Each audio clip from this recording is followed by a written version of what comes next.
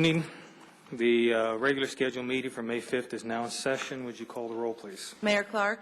Here. Mayor Pro Tem Mulvey. Here. Councilmember Brinkman. Here. Councilmember Cole. Here. Councilmember Ostermiller. Here. Councilmember Taylor. Present. And Councilmember Trujillo. Here.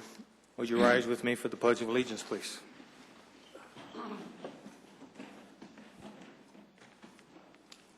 I pledge allegiance to the flag of the United States of America and to the republic for which it stands, one nation, under God, indivisible, with liberty and justice for all.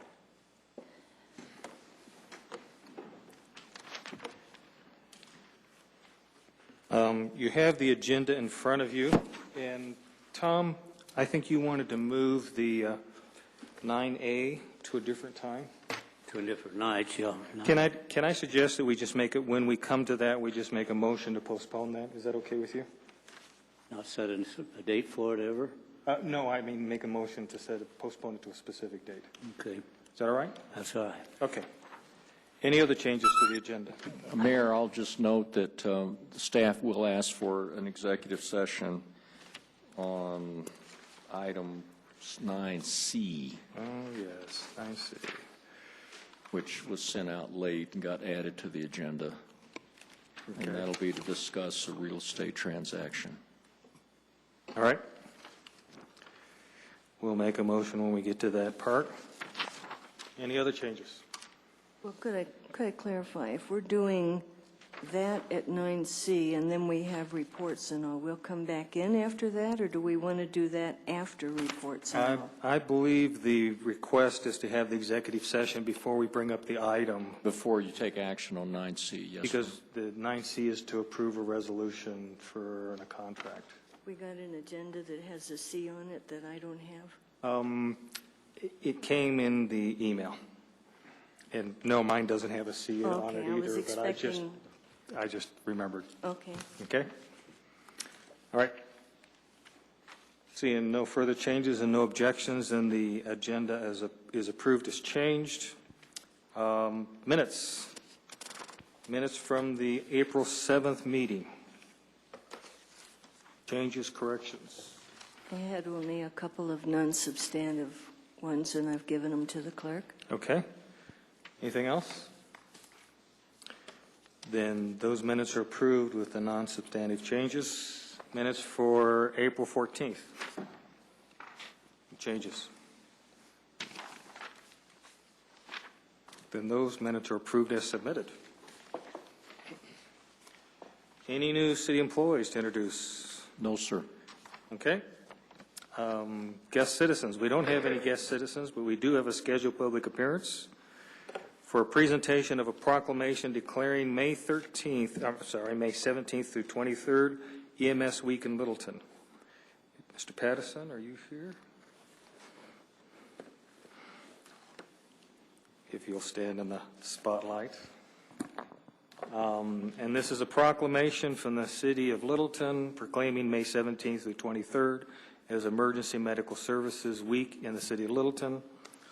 Whereas emergency medical services is a vital public service, and whereas the members of emergency medical services team are ready to provide life-saving care to those in need 24 hours a day, 7 days a week, and access to quality emergency care dramatically improves the survival and recovery rate of those who experience sudden illness or injury, and whereas the emergency medical services system consists of emergency physicians, emergency nurses, emergency medical technicians, paramedics, firefighters, educators, administrators, and others. And whereas the members of emergency medical services team, whether career or volunteer, engage in thousands of hours of specialized training and continuing education to enhance their life-saving skills. And whereas it's appropriate to recognize the value and accomplishments of emergency medical service providers by designating Emergency Medical Services Week. I now therefore proclaim the week of May 17th to 23rd as Emergency Medical Services Week and encourage the community to observe this week with appropriate programs, ceremonies, and activities.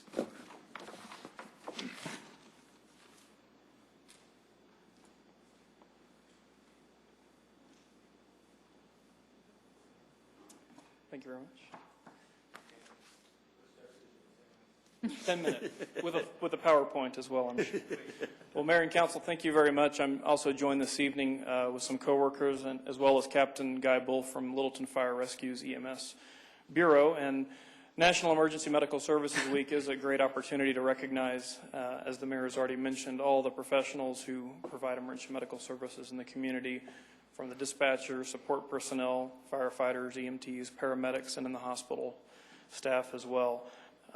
It's a great opportunity to recognize those folks for their hard work and also take the opportunity to recognize the prevention efforts that are available so that you don't need us. And we encourage citizens. One of the things we offer at Rural Metro Ambulance as the contracted community partner with Littleton Fire Rescue is child safety seat inspection, and you can contact our offices at 303-343-7098 to have your child passenger safety seat inspected. And a lot of activities going on that week, but we really appreciate you folks taking the time to recognize the week for us. And I don't know if I said this, but Mr. Patterson is the Division General Manager for Rural Metro Ambulance, which has the backup ambulance service contract with the City of Littleton for the fire service area, which includes Highlands Ranch and both the east and the west of the city. Thank you, David. Thank you. Appreciate it. Which brings us to unscheduled public appearances, which is an opportunity for any citizen to express opinions or ask questions regarding city services, council policies, or any other matters of community concern. We ask that you limit yourself to 4 minutes each and give us your name and address. Come on down, Frank.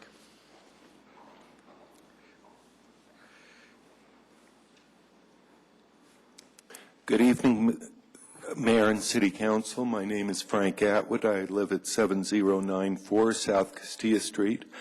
And first thing I'd like to do is Council Member Ostemiller. I've seen him as part of an informal snow squad, so would like to give him a City of Littleton Snow Squad hat. Thank you, Frank. My pleasure. He does far more shoveling than I do, but I'm very, very grateful. Also, at this time, I'd like to thank the city manager and city council for looking at my request for transparency and accountability, and grateful that you're considering that.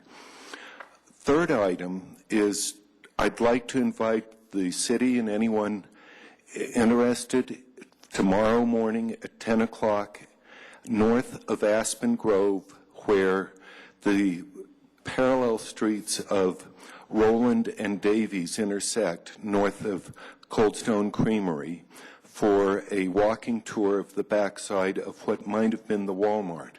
One of the property owners, Michael Hubble, will be joining us, and I think this is an opportunity for community to comment, speculate, acknowledge the owner, and we'll follow by having lunch at Hudson Gardens about 11:30ish.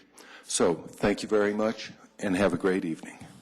Thank you, Frank. This is the backside tour? Yes. Okay. Anyone else? That brings us to the consent agenda, which are items that are considered generally to be non-controversial and can be passed by a simple motion. We have 2 items on the consent agenda. First is an ordinance on first reading amending the Littleton City Code for bees. If you could read that by title, please. This is an ordinance of the City of Littleton, Colorado, amending Littleton City Code Sections 10-1-2 and 10-3-2 and adding Section 10-4-14 related to beekeeping. And it came to our attention recently that bees were confined to agricultural sections. We had a request for hives in other areas. This is the first reading of an ordinance that would change some of our existing ordinances to allow beekeeping in certain limited circumstances. Public hearing for that is May 19th. Second item is a resolution that elects the City of Littleton's general employees money purchase plan and trusts not to be covered under Article 54 of Title 24 of the Colorado Revised Statutes. If you can read that by title, please. This is a resolution of the City Council of the City of Littleton, Colorado, electing not to be covered under Article 54 of Title 24 of the Colorado Revised Statutes. And I'm not exactly sure how that title came to be, but apparently if we want to not be covered under that, we have to elect to do that, which is this resolution. We already have a pension plan. Reading over that section of the Colorado Code, one of the changes that it would require us to do is change the composition of the board that controls the pension, among other things. So this resolution basically exempts us from the requirements from that Colorado statute. May I have a motion, please, for the consent agenda? Mr. Mayor, I'd like to pull A for at least brief discussion. A? Yes.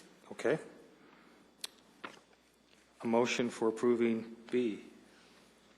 Make a motion that we approve consent agenda item B. Second. Not the same thing as A.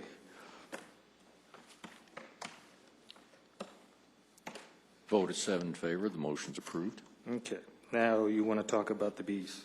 Well, I wondered if we wanted to consider tonight any of the recommendations from the Planning Commission, so that if we are inclined to accept any of those, then when people come next time, they can be commenting on whether we've added them or not.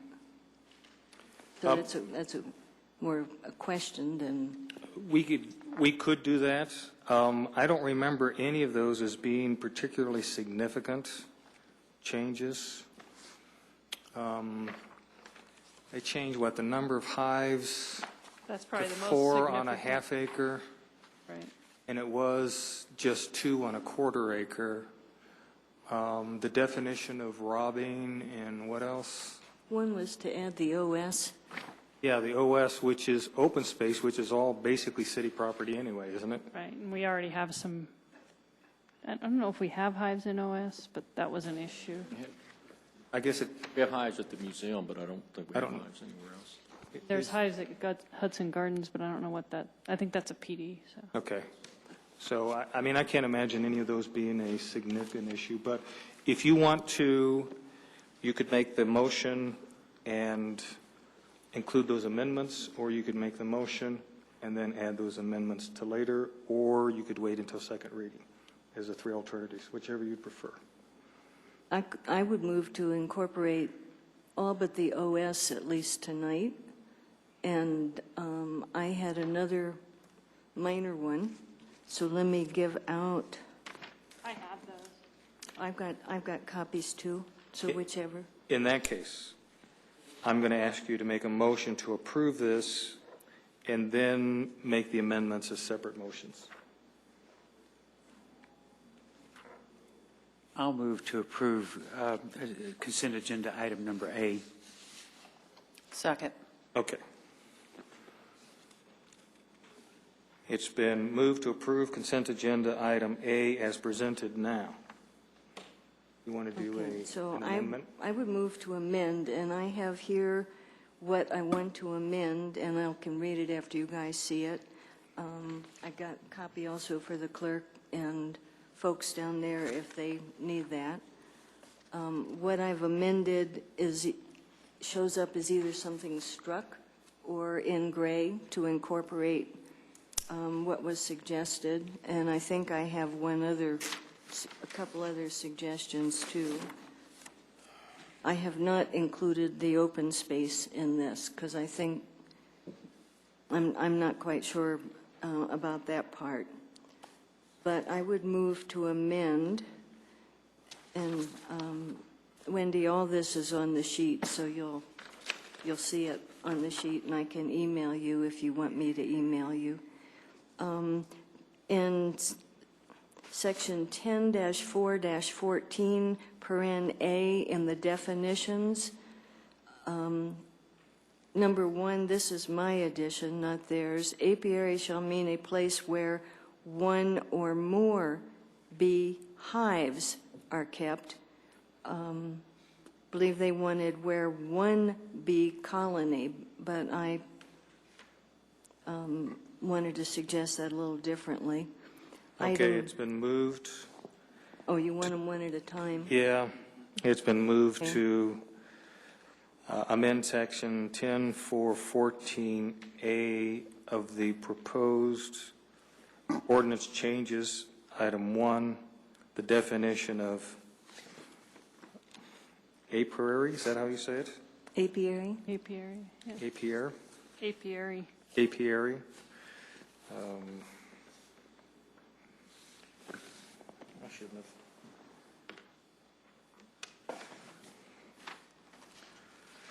And you are adding one or more, striking colonies and adding hives. Is there a second? I'll second. Okay. Discussion. Council ready to vote?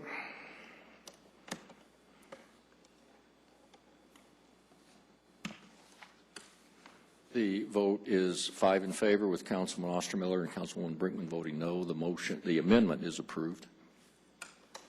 The second item is 10-4-14, paren B, and this is item 2 from the Planning Commission recommendations. B shall mean the adult stage of the common domestic bee, Apis mellifera species, or close to that pronunciation. Anyway, I'm not reading what's struck. I'm only reading the way it would read with what they recommended.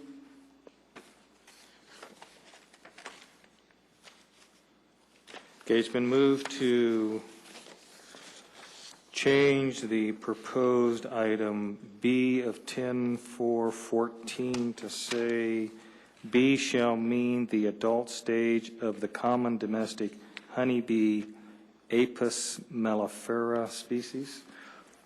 Or mellifera, whichever. Mellifera. Somebody help with mellifera. Is there a Mellifera. second? Thank you.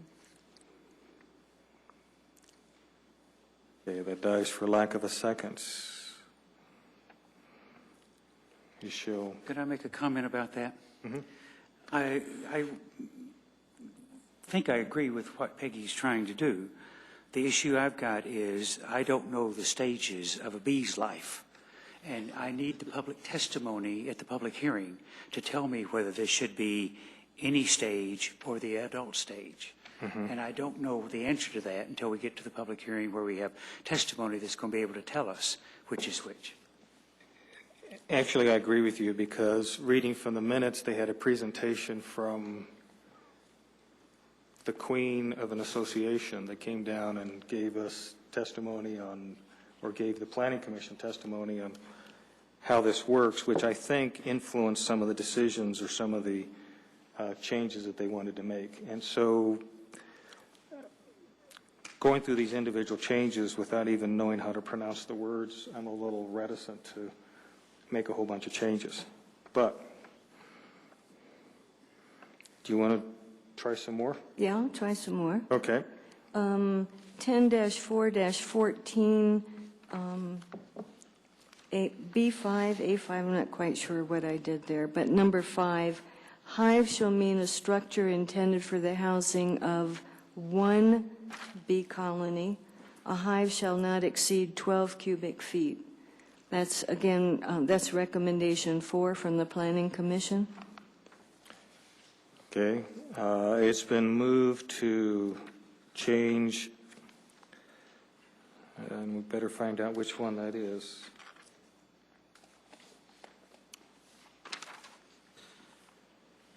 A5. A5, okay, to change 10-4-14, A5, thank you.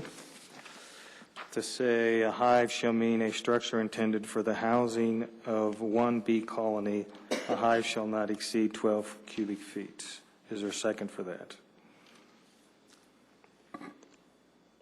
Okay, that dies for lack of a second.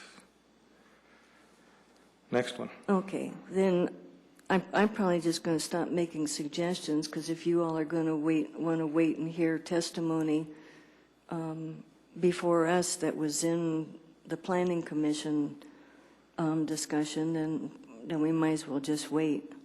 Okay. All right, so that leaves us to the amended main motion. which is the proposed changes to the ordinance with the modification of 10-4-14A1, which is the apiary. Any discussion on the main motion?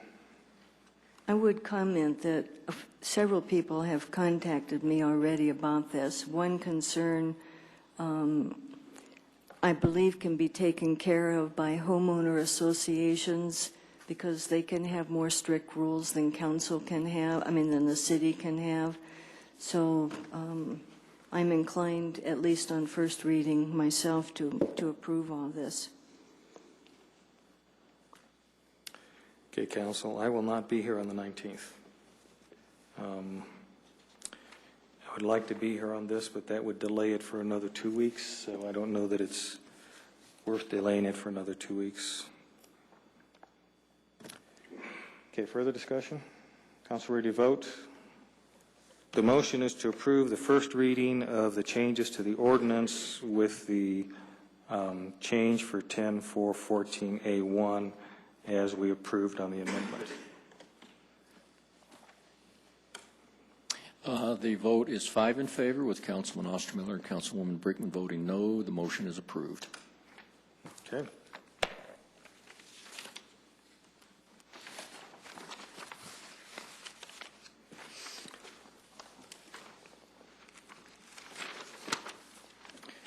That brings us to general business, item 9A, which is a motion to approve a City of Littleton ethics protocol and standards of conduct and expense reimbursement policy. I believe, Tom, you wanted to postpone that.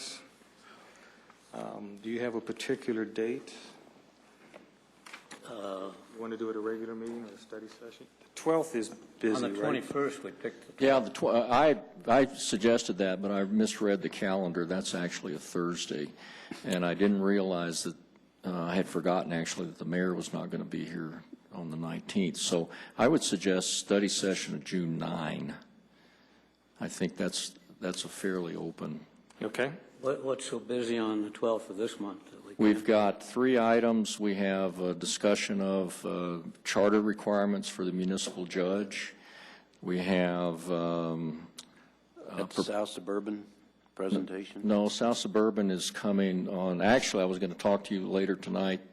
You've got a joint breakfast meeting with South Suburban on the 21st. That's the date I had in my mind, Tom. And that's when we're going to talk about Cooley Lake. I'm drawing, we've got your sales tax vendor proposal from Finance. And Charlie? Oh, yeah, the Chamber of Commerce wants to come talk about the Wild on Littleton celebration. So the 12th is fairly full. Now, if Doug doesn't particularly care if he's here on the 19th for this discussion, that's an open night. I mean, it's a fairly open council meeting if you want to do it on the 19th. The staff would be ready. I would rather it on a study session night than a city council night, if we could Okay. go for it. June 9 then is probably going to be the... Is that all right with you? That's a June 9th. Okay. That's very nice. Okay, it's been moved to postpone item 9A, a motion to approve City of Littleton Ethics Protocol Standards of Conduct and Expense Reimbursement Policy to June 9th. Is there a second? I second that. You made the motion. I'll second it. Okay, I'll give it to Debbie. Debbie seconded it. Discussion on the date. I would like to split this in two. I see the first part of this, which we've had for a good while, as something we could deal with, because the boards and commissions, I think, would like some guidance on protocol and whatever, and the expense reimbursement policy, which we got at the last minute, sort of, at our last regular meeting, I see as a separate type of issue. Well, unfortunately, with the motion made and seconded, we're limited to discussing the postponement, and that takes priority over all other issues. So if you want to split them, we would have to vote down the postponement. Then you'd have to make a motion to split it, and then we'd have to go that. We can't split the postponement. No. Okay. So further discussion about the postponement. All right, the motion is to postpone the ethics protocol, standards of conduct, and expense reimbursement policy.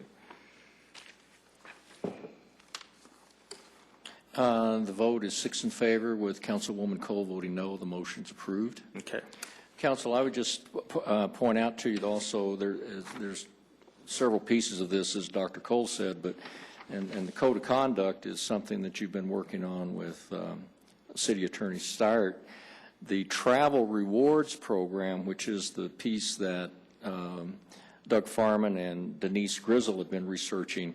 Doug sent out some additional information to you today. If you have further information or clarification on that, it would be helpful if we can hear from you so that Doug and Denise can research that and be ready for June 9. Doug did a nice job, and I look forward to studying it. Okay. We'll try to respond the best we can. So if you have other questions, feel free to contact us. Okay, that brings us to item 9B, which is a discussion on the Buy American resolution. And I ask that be put on the agenda. This is in response to John, I'm sorry, I don't remember his last name, that came down to us at the last regular meeting during public comments and asked us to pass a resolution that he had suggested to us, basically saying that we would commit or attempt to commit to spend economic stimulus money on American products and services. He had scheduled himself for a scheduled public appearance for tonight. I called him up and told him that we hadn't had a chance to look at this since the only meeting we had between his presentation and now was the District 1 meeting. And so he offered to come back 2 weeks from now to do a scheduled public appearance, which led me to put this on here as it is.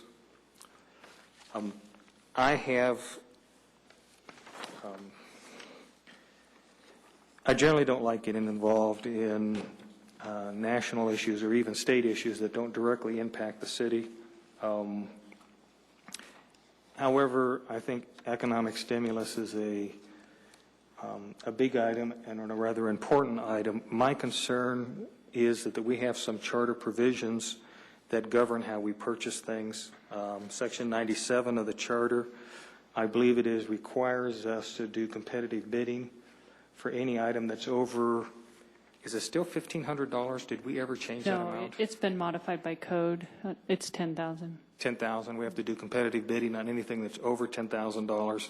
Then and it also requires us to follow whatever state requirements exist for giving preference to Colorado companies. We have a Section 98 in the charter that requires us, for things that don't go through a competitive bidding, to give preference to Littleton businesses if everything else is the same, quality and price and things like this. So my concern with the resolution was Section 3, where it says that we commit to publish any request to waive procurement priorities. In fact, we can't change the charter requirements through anything other than a vote of the people and another change of the charter. And I pointed that out to John.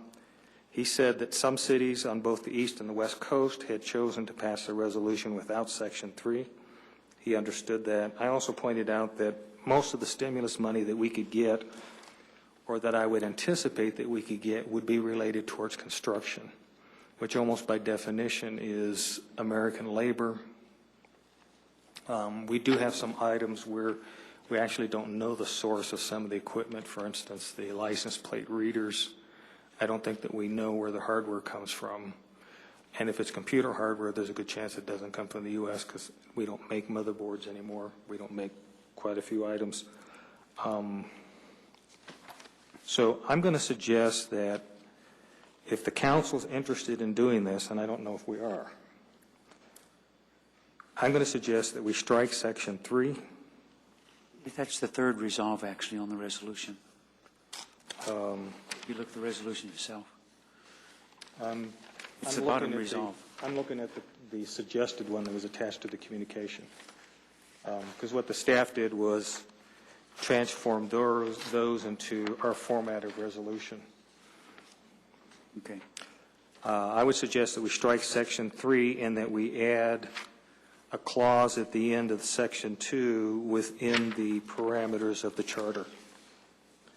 So Section 2 would say we commit to purchasing only products and services that are made or performed in the United States of America whenever and wherever possible with any economic recovery monies provided to the City of Littleton, Colorado by the American taxpayers within the provisions of the charter.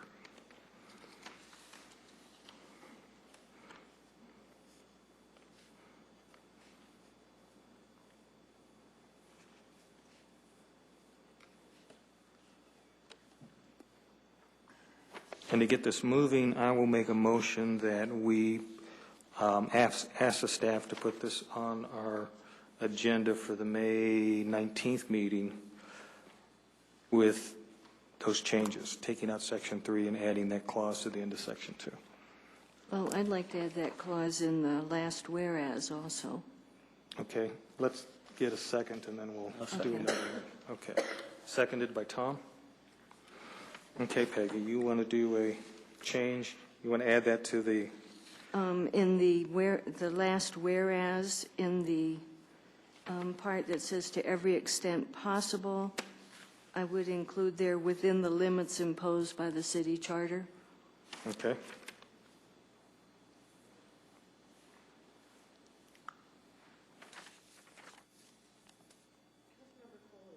Amending that motion, is that correct? Yes, this is a motion to amend the resolution that you would bring to us that would add on the third whereas after the possible on the second sentence within the limits posed by the city charter. Is there a second? I'll second. Okay. It's the last whereas. It's the last whereas. Okay. Second line, last whereas. Discussion on that proposed amendment? Council ready to vote? Vote is 6 in favor with Councilman Osterman voting no. The motion's approved. Okay. Any further discussion? Going to vote on the main motion? We're now at the main motion. Discussion on the main motion. Yeah, I just soon we put this to bed by not considering it anymore. I really have no idea who this group is that's asking for us to pass this resolution. A lot of the whereases, there's no proof that any of that works. A taxpayer-sponsored economic recovery package, I don't think the taxpayers were asked about it. Immediately provide jobs to millions of out-of-work Americans, I think that's a stretch. And that buying domestic products is immediately helping struggling American families. You know, we don't have a Treasury Department or anybody to get involved in these kind of national things. It's been the practice, I think, of the Littleton City Council over the years not to get involved in national politics, national resolutions, supporting one philosophical idea versus another. So I would ask council to vote no, and let's just put this to bed and go on with some more important things that have a greater impact on the city of Littleton. We could much better spend our time on those issues than something like this. Further discussion? Okay. The motion is to bring this back as a resolution that would appear on the agenda May 19th. with the changes from the amendment. Council, ready to vote?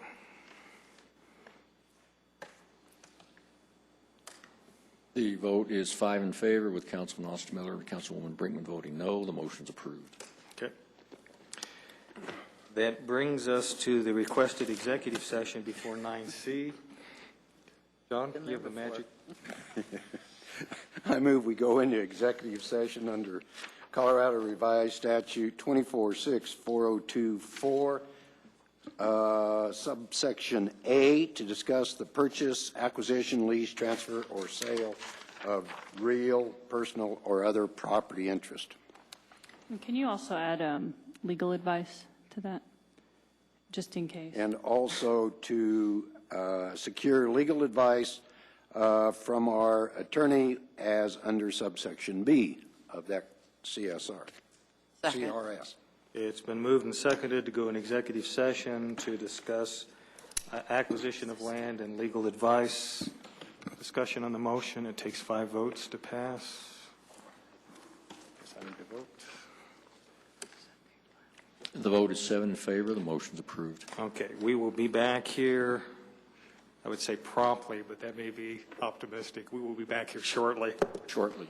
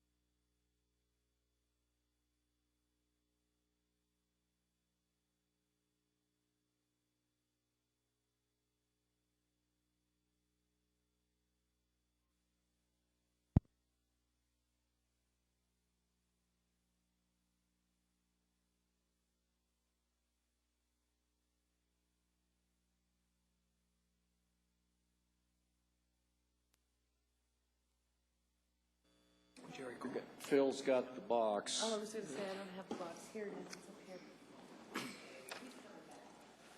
Isn't he?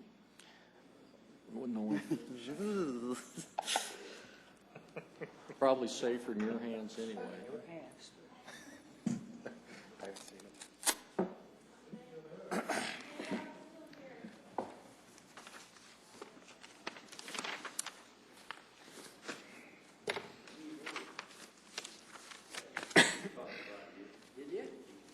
Oh, you got a presentation and everything.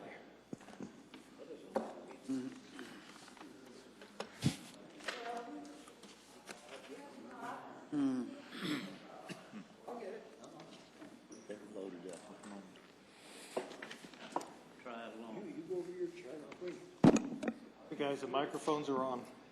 I'll give you service. The microphones are on. I can't even thank you.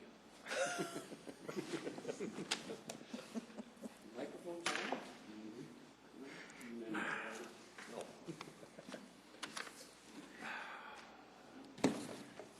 MIA. Thank you. Yeah.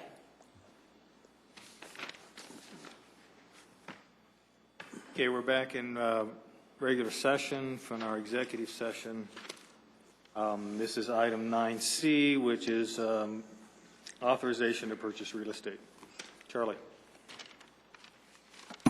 Council, I'm presenting to you tonight a request to proceed with acquisition of 2 open space parcels in the city.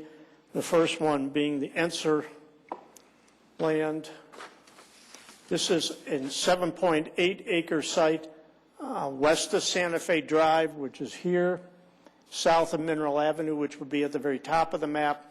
The yellow portion of the map is the 7.8 acres currently owned by 4 partners, managed by the Enser family. Mr. and Mrs. Enser own part of it. The sister, Meredith Wilkins, owns a part, and then the Casey Enser Trust is involved as well. We've negotiated a deal that will allow the city to purchase the property for $3 million. We're using funds from Great Outdoors Colorado, GOCO, Arapahoe County Open Space, South Suburban Parks and Recreation, and the city. The total contribution of city funds for this project is in excess of $500,000, specifically $535,000. And I'm asking for council authorization to proceed to sign the documents necessary to acquire that property. We still need to go back to Arapahoe County to acquire the funds and GOCO applications. I will tell you that we've done appraisals. The appraisal for this property was in excess of the amount that was agreed upon for purchase. It is environmentally clean.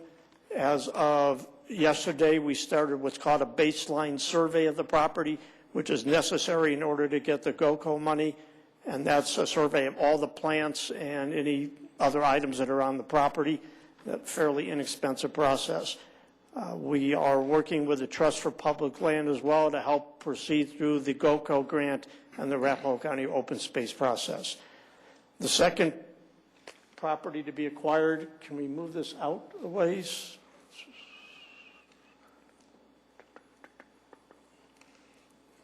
Okay, this is called the Lee Gulch parcel. It is on the west side of Santa Fe Drive, south of Lee Gulch, east side of the South Platte River. The white line on the left is the Mary Carter Greenway Trail. The white line through the center is the Lee Gulch Trail. This is actually 2 parcels, total of 6.3 acres. And again, we would be using GOCO money. Arapahoe County Open Space is $105,000, South Suburban funding, and the city as well. And if the council so desires, we can pursue acquisition of the entire property and use South Suburban funds to supplement the local participation. Again, this property is environmentally clean. There is a building on the site that is proposed to be demolished. It has good views of the South Platte River and the Rocky Mountain Range, actually. It's a very beautiful parcel that sits quite high above the river and would be an excellent spot for open space acquisition.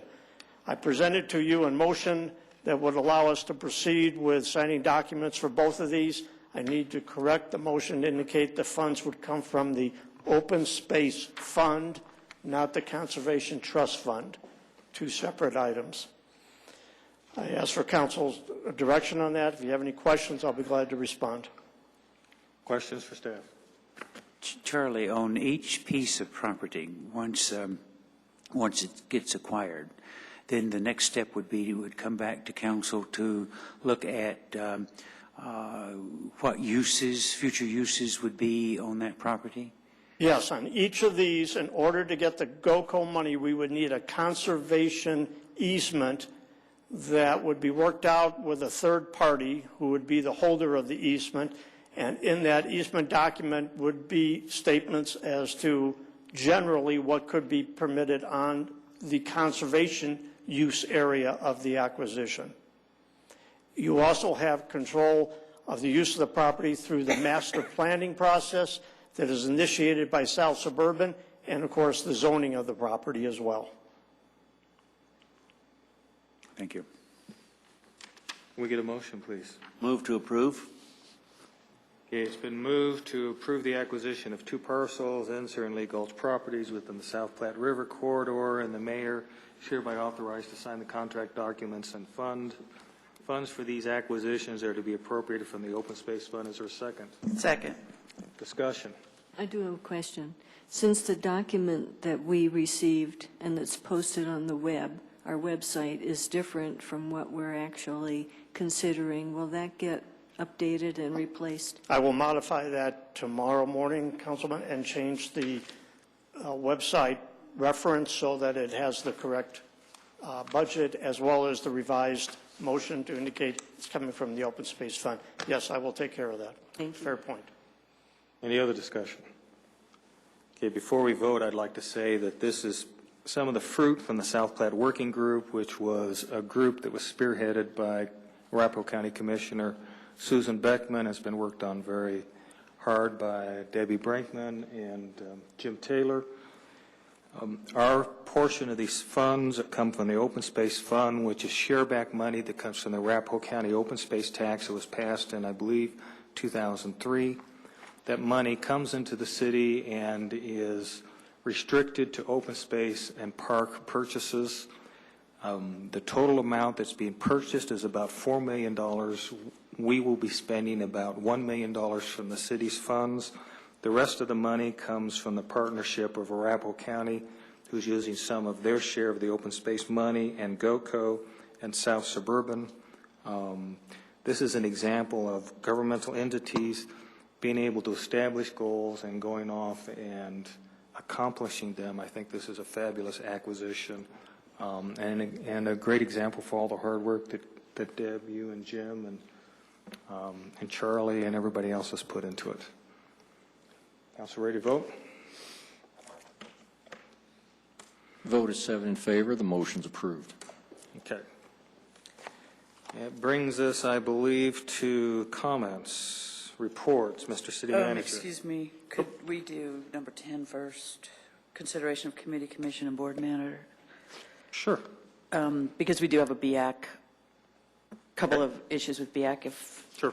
that's the right place, right? Sure.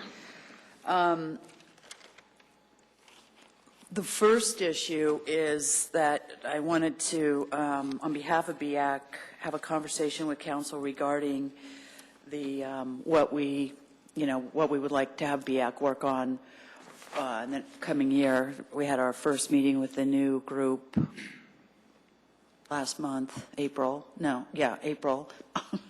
And it was a great conversation. I think the new members that we've elected or placed on the committee are going to be great assets. And one of the things that came up in the meeting was that BIAC really wanted to look at what could BIAC do as a group of Littleton business people to help aid, assist, create lines of communication, and different resource opportunities for other Littleton businesses, given the current economic situation with the recession. And some of the things that we talked about were some of the great things that the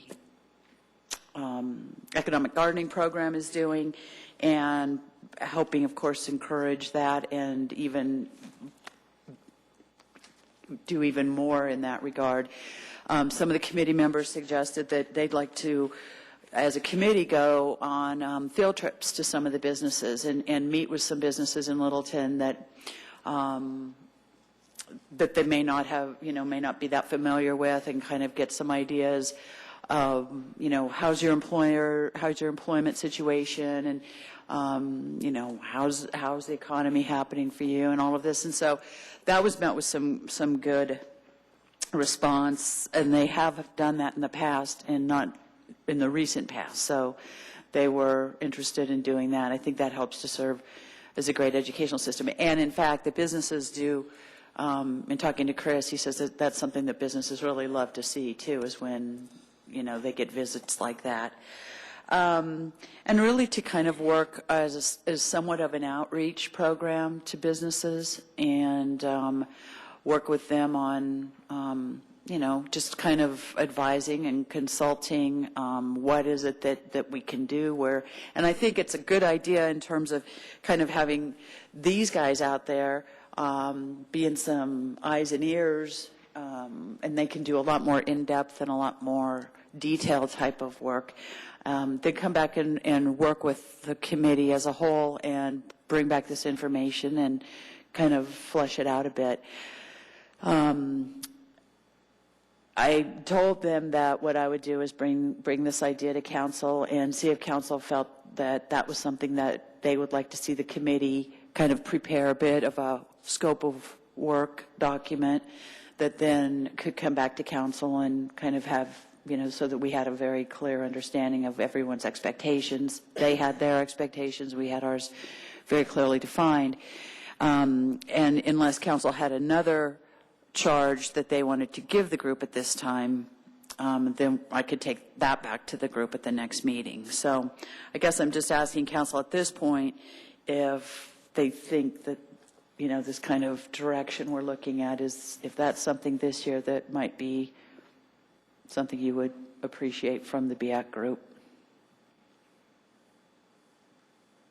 I think that's more along the lines in which they were first established to do. And I like that idea.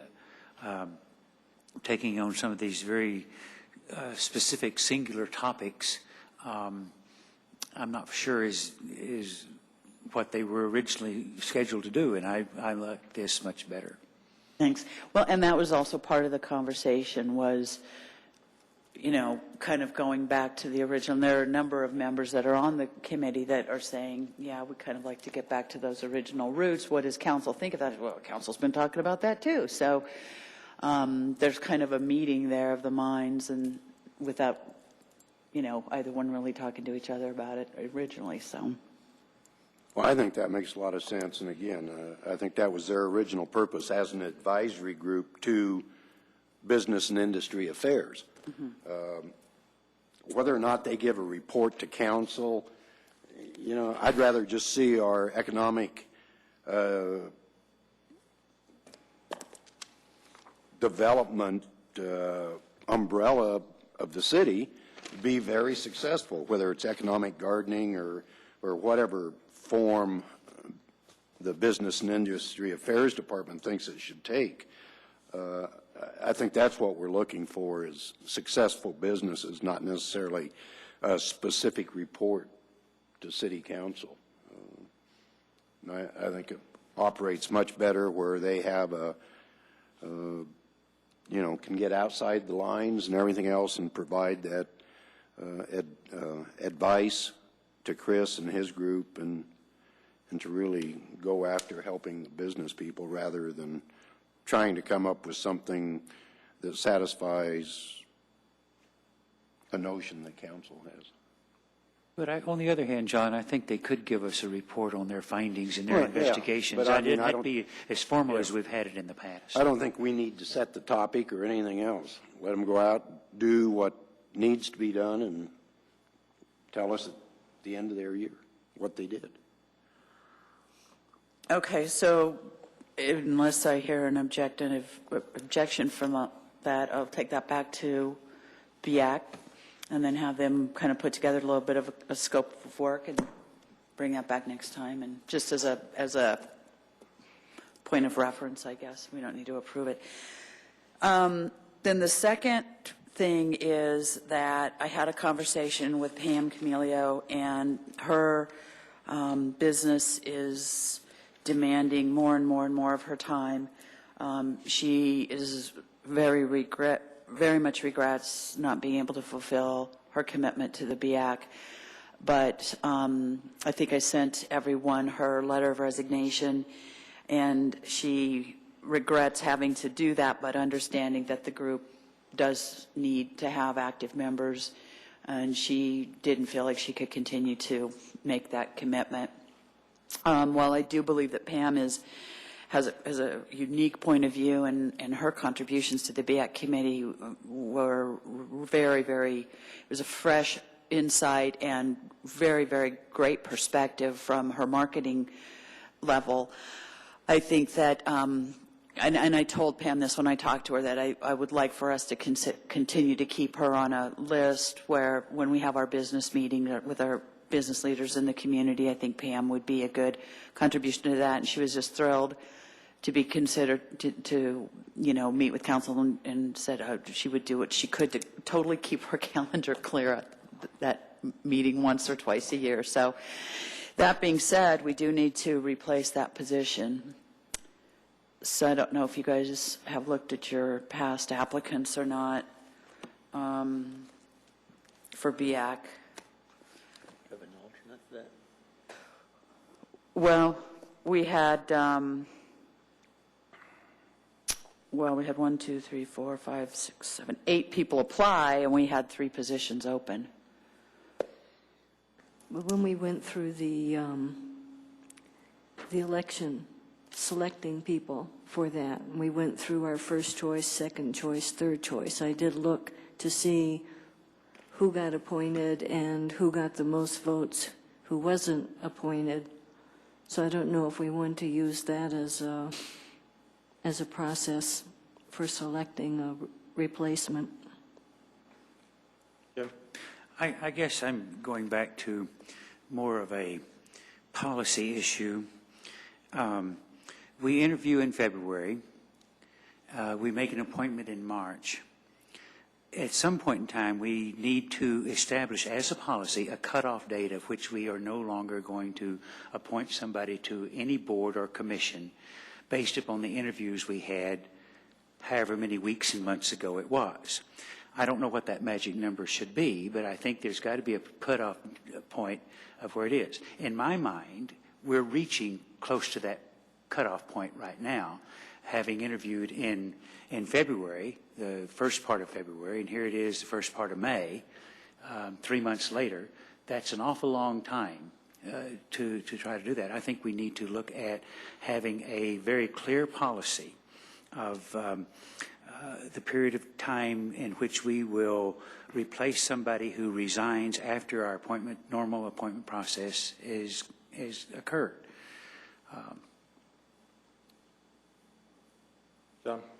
Well, as I've stated many times, I think we need to get back and do it the way it's set out in city code, and that is to have Chris Gibbons or Business and Industry Affairs Department provide us with a list of individuals they feel they could use their expertise.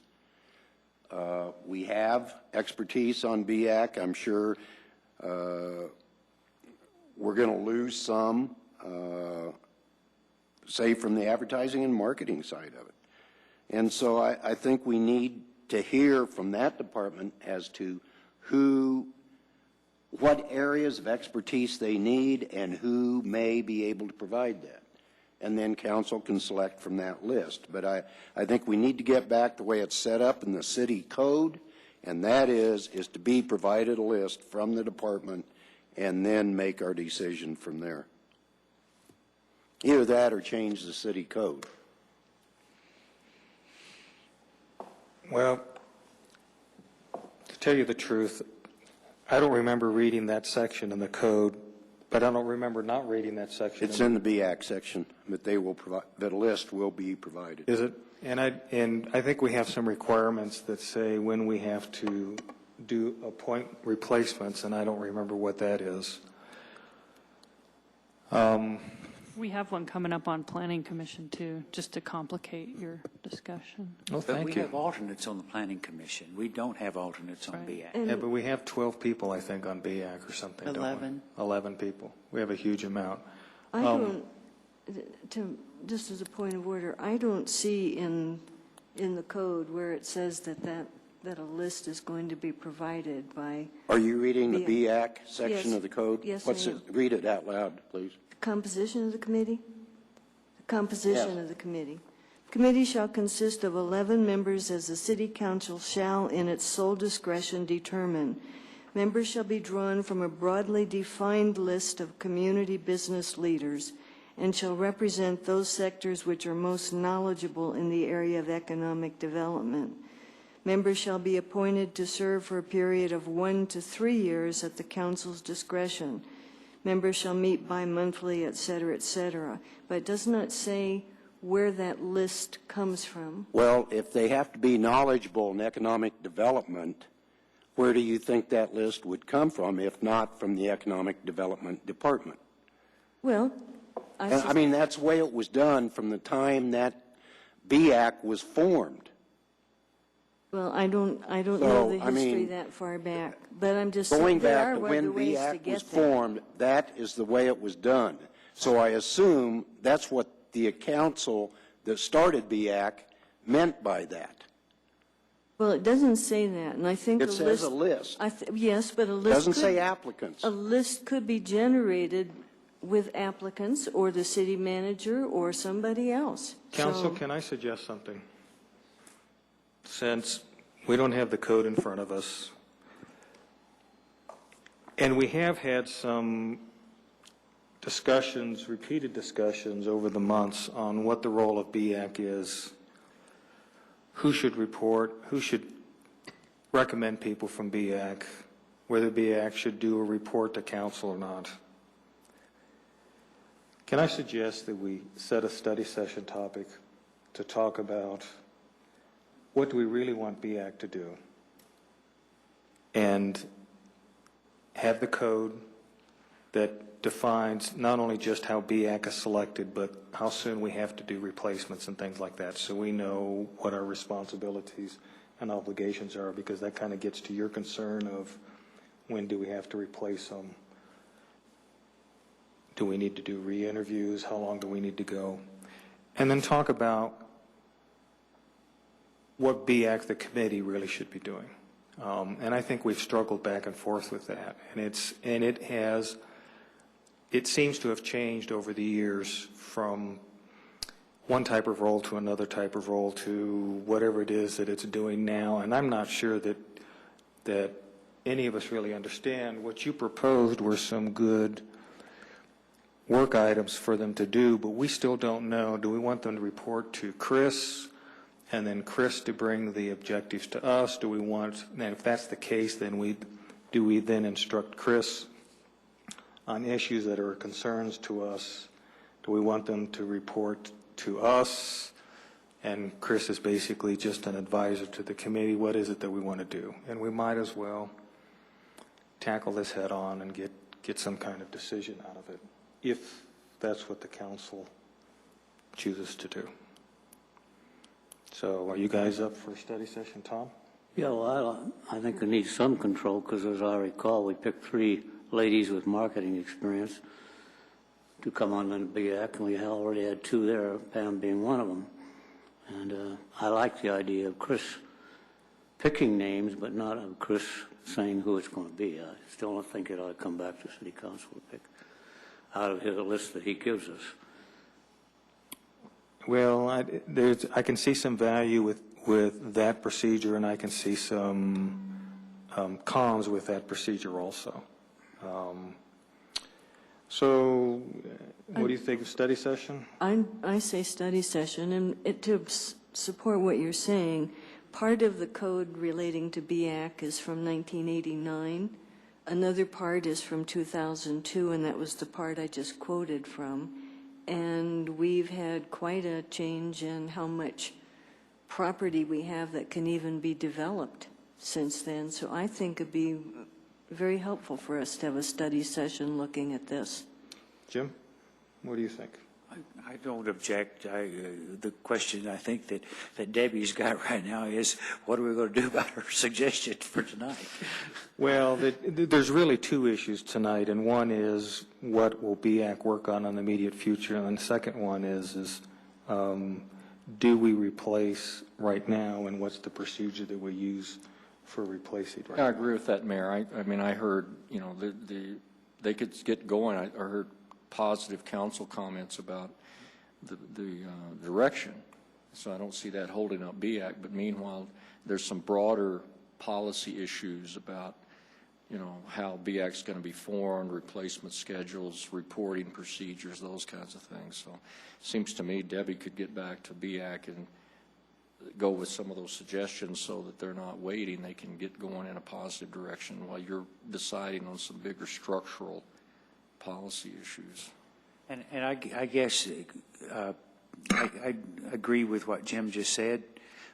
On the other hand, Debbie's the liaison to this, and I think she's the one who needs to feel comfortable going back and giving that message and saying to them, council's not at the point right now of appointing a replacement for Pam. At least not immediately tonight. Right. And I think Debbie's got to... If that's, I mean, we're only two people down for seven, so. Tom? I like what you just said, so we'll go with that. John? Yeah, I think we need to get the group that's in place working on what we discussed earlier, and as far as the vacancy, I think it can hold off for a few months until we decide exactly what BAC is going to be. Deb? Yeah, I think that this year, the charge that, you know, what they would like to do, I think that is, it's more active. It's not a year of research and creating a document, and I think that that's probably a good charge given the fact that we may be adjusting things to the point where a different sort of charge would create a lot of work that was wasted. So I would say a study session either sooner than later, or let this year go and we make sure we do something before we appoint again. But Well, I think giving them this direction will probably occupy them for a period of time, so I don't know that we have to do this immediately, but I think we ought to get this out of the way before we come to the next board and commission selection process. Otherwise, we'll be having the same discussions that we've had before, and we might as well figure it out. well, I would just have one question then for councils. So I am assuming I'm not going to ask them to anticipate having to come back into council and give any kind of a final report. We'd like a bit of a summary as to what they found, what they heard from other businesses, and if they came up with any ideas. But for the most part, they'll be working, I think, directly with Chris. I mean, I think they need to know what their finish line is. Is that okay? Okay. That's fine with me. Okay. Jose, what do you think of all this? Okay. Is that all right? Okay. Just one other comment, if I could. I think Littleton is very unique in this situation. We don't have an economic development department. And when it was abolished, it was set up to have a business and industry affairs committee to work with our local businesses and existing employers and businesses. So I think that needs, we need to either reaffirm that or restructure it, one of the two. We aren't going to go out and make a lot of incentives available for businesses to move in. I think the economic gardening program has been very successful and copied all over the world. So I think that's something we need to look at, determine what is the best way for it to function in the new economy, whatever comes out of our current economic situation. And I just don't, we are different in that we don't have an economic development department within the city like almost every other city along the Front Range does. And I think we need to evaluate that and see how we can keep economic gardening strong and viable. Or we don't have a department that functions under the same guidelines as other people do. Right. Okay. All right. Mayor, real quick point of clarification on the study session, because I heard two issues here. One was sort of a big policy issue about BAC. The other one was specifically your replacement board replacement policy, or your timing and everything that Mr. Taylor brought up. Do you want that combined with this for your study session? Yeah, let's just mush it all together. Okay. Thank you. Because there's enough relationship that we may regret it later, but let's try it that way now. Okay, sorry, Deb, is there anything else? No. Okay. Mr. City Manager. Two quick things, Council. You heard me earlier tonight talk about the Cooley Lake study, which some of you have been asking about, and I will just reiterate that study is completed. I believe it's going to the South Suburban Board next Wednesday, Charlie? Yes. Not tomorrow night, but a week from tomorrow night, Wednesday next week. And in talking with South Suburban staff, we're anticipating that will come to you on May 21st as part of your joint breakfast meeting with South Suburban. So you'll get a chance to look at it, discuss it, and then as you recall from last fall, you wanted to hold a hearing. There will be a public hearing process, but you will see it in terms of being able to ask questions, kind of like a study session. That's our intent, is to bring it to you at May 21st. I'm not sure that we arrived at the conclusion that we necessarily want to hold a hearing. We may or may not. Okay. So that's yet to be determined. I think it's Okay. yet to be determined. Well, My concern is that if our only discussion of this is at that breakfast, then there was not an opportunity for the public to even, they could come to that meeting, but it wouldn't be televised. And, I mean, I think we put it out there that we would. Well, it'll have to come back to you. Maybe I'll bring Charlie down to the mic, but I think this is part of the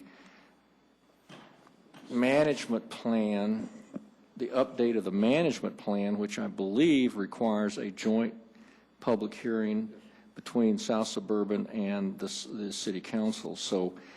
But I thought that I thought what we decided to do was approve the park plan as was presented to us and get this study that would come back to us sometime in the future, which apparently is now, and then look to see if, from the results of the study and the sentiment on council, if council wanted to continue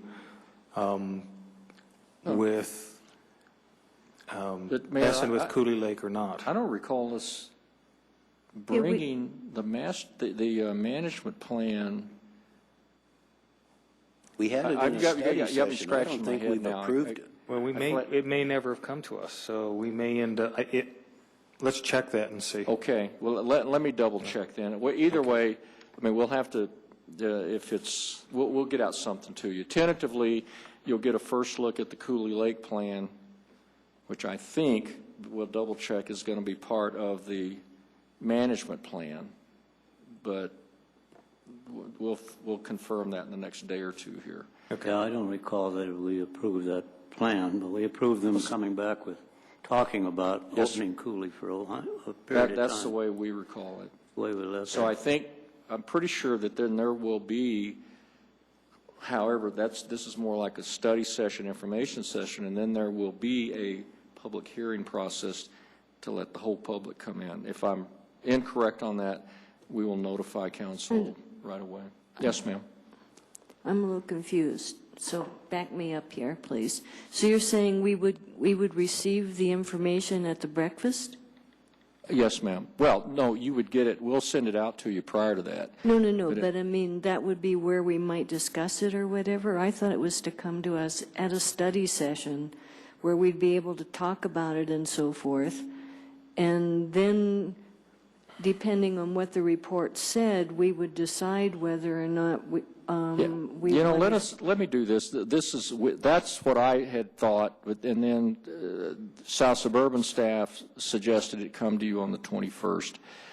Well, given as Debbie's saying, public can't too easily see Right. or hear that, and I know they can't participate at the study session, but I thought the purpose was to get a report of the impact of all the various impacts that might occur if we opened Cooley Lake, and then council would decide some direction that may or may not then lead us to a public hearing on that particular issue. Let me tell you what I know tonight. I know the Cooley Lake plan is finished in draft, and I don't know this. I think it's going to the South Suburban Board for some kind of discussion next week. Why don't you let Charlie and me backtrack, because we're not all remembering the lineage of this in terms of what you decided. We'll have to go back and pull the minutes. I know you have not adopted or approved the management plan. We never brought that to you. So we'll just go back and sort that out. And then maybe I'll come back to you and say, how do you want this? Am I hearing that your preference is to have it come to you first at a study session, and then if you determine that it needs to go to a public hearing, then that? Well, if we haven't approved the master plan, then I would think the public hearing would be part of the whole master plan approval process. Yes, sir, that's what I would think, too. But if we have already approved the master plan, all right, then that becomes a different issue. Okay. Let us go back and track the sequence of this, and then we'll send you out a memo. Okay. Anyway, it's coming. We have a lake, and something's happening. Yeah. Yeah, but the problem we're having here is that we have no information as what is going to happen. You know, we've discussed opening Cooley Lake to fishing. Now you got a master plan out there that we haven't seen. No, but you'll see that, Jose. That's what we're talking about, getting in front of you. Well, what we have to do, as far as I'm concerned right now, is we have to be prepared as a council whether or not we want the lake open for fishing. Now, there's some of us that do, and there's some of us that don't.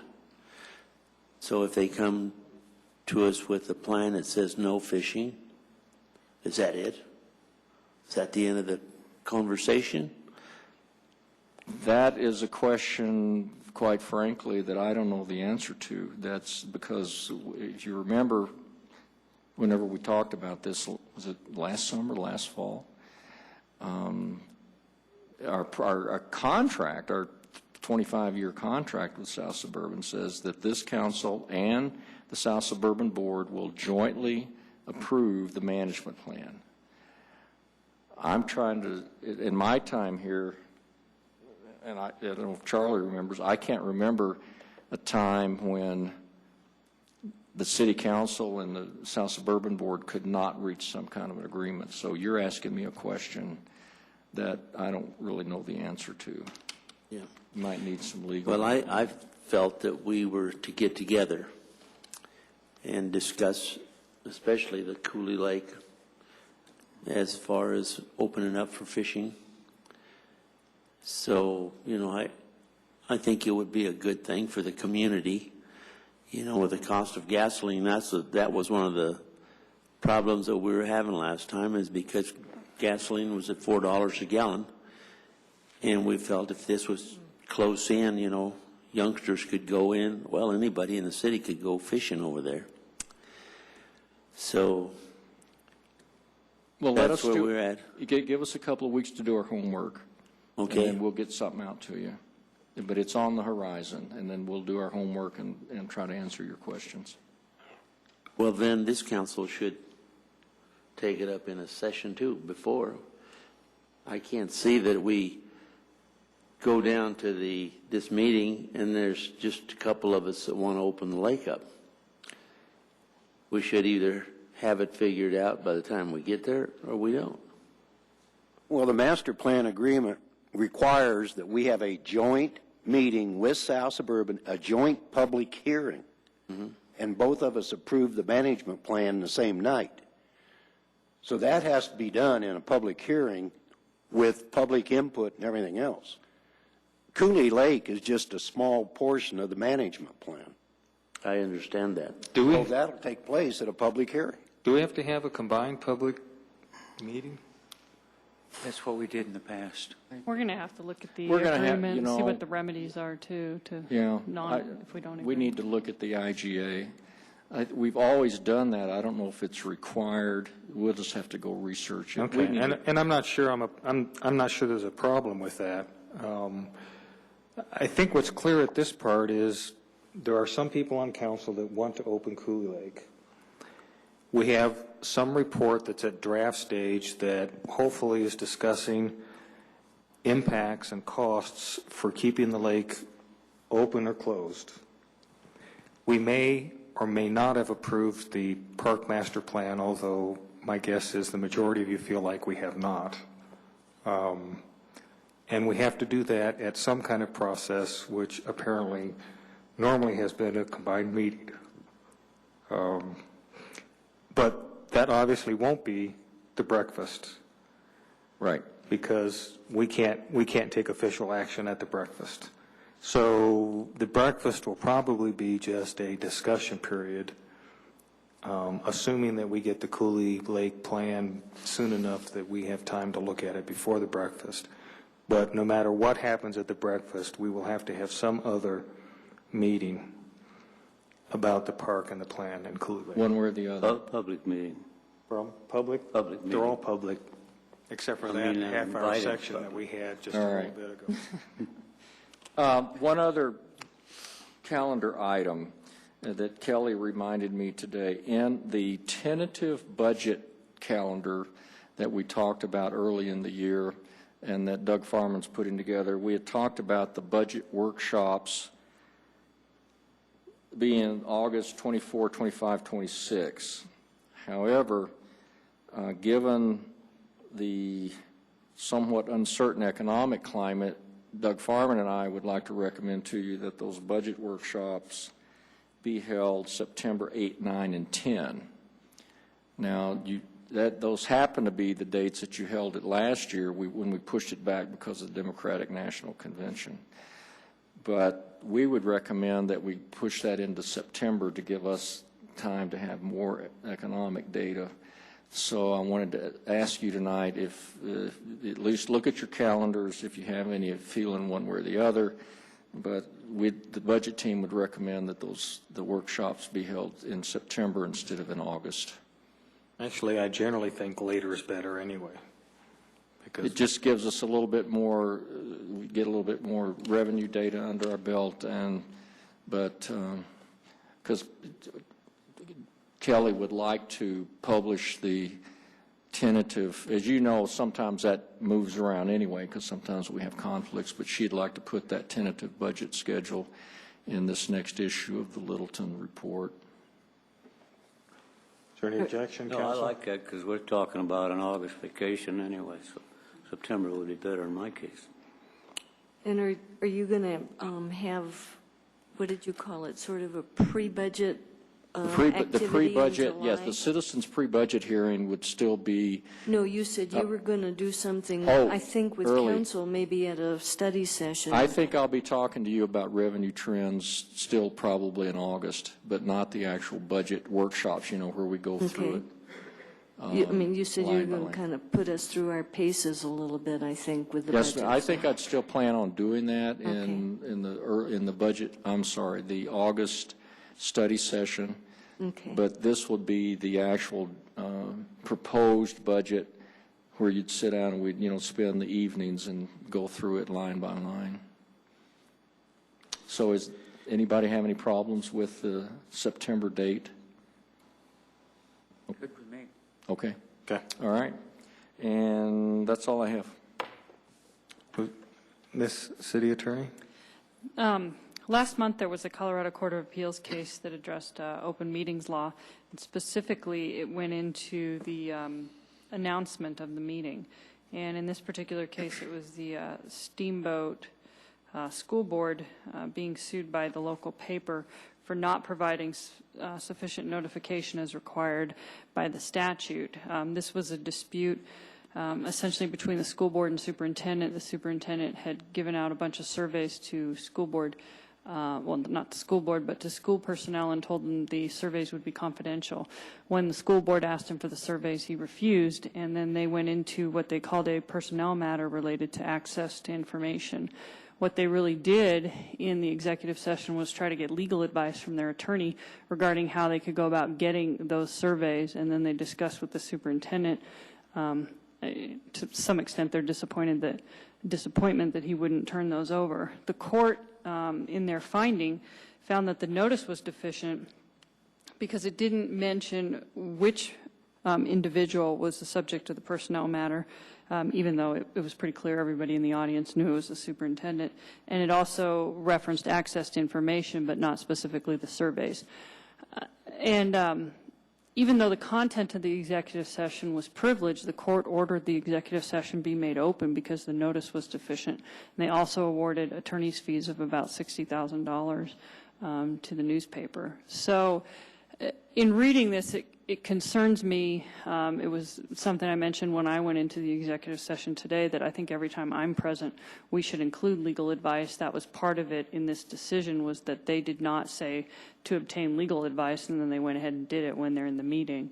I think overall my suggestion is that when we have executive sessions, if they're pre-planned, whether they come from council or staff, that I have enough notice that I can write the notice and have one of the council members read it, so that it will be specific enough, citing any parameter that we may go into and trying to be specific as possible.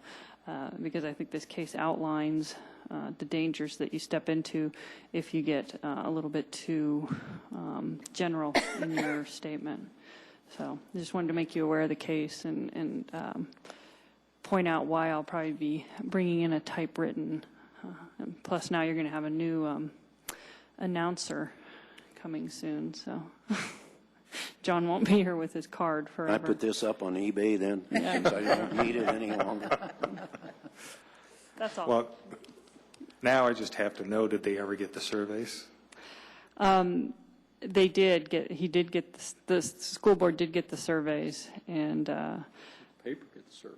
the paper did not get the surveys, but they got the discussion about the survey. And I think that's really the part where everybody thought they were having a private discussion. And then even though the content, it was an interesting decision that the court would say, even though the content of the session would have been privileged had they used the correct language to go in, we're still going to release the executive session because it wasn't held properly. And the scarier part was actually the attorney's fees, because that's always been sort of up in the air. We've always known on open records that it's fee shifting, but the court in this case is saying if it's an open meetings law violation, attorney's fees are awarded to the losing side.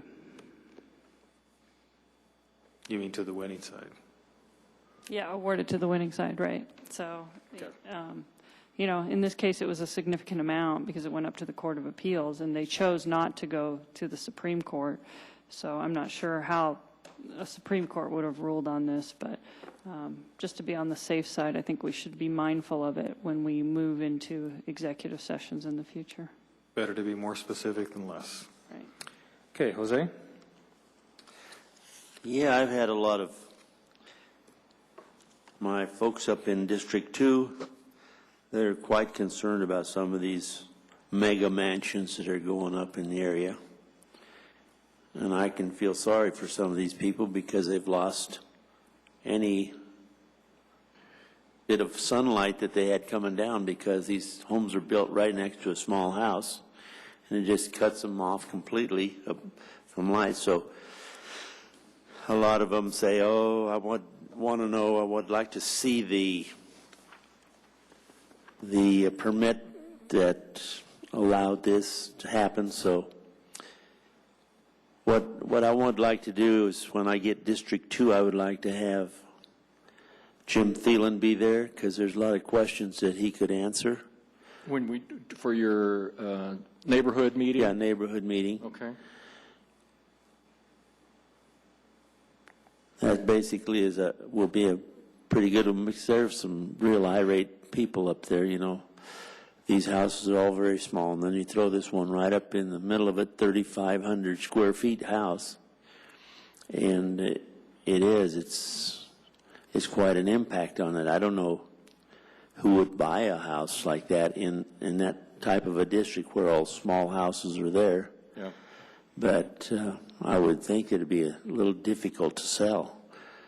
But it is a beautiful home. I have to agree with that. But Talking about particularly the one on Forest Hill? yes, Forest Hill. And some council members will probably remember several years ago, the Planning Commission actually took a look at this. The generic term is called scrape-offs, and Denver was having an issue with that. And the Planning Commission actually spent a lot of time. At that point in time, they recommended to the council that there did not need to be any additional controls.